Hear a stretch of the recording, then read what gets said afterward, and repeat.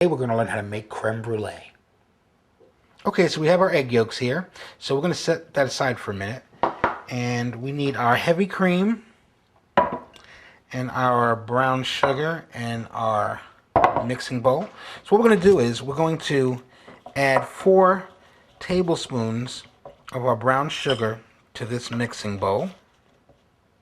I know it's got some clumps in it, but that'll get out in a minute.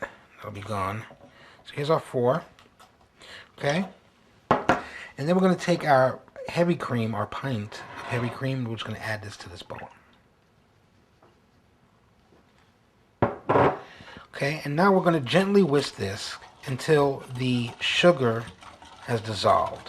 So it's going to take you a couple of minutes to just kind of gently make sure the clumps are out, so I can still see some clumps in here. So we're just going to keep stirring this.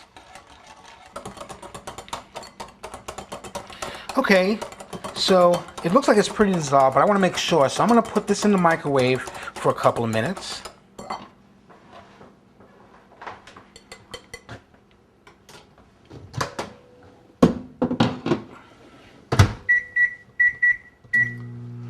Okay, so while that's microwaving, I'll see you on the next step.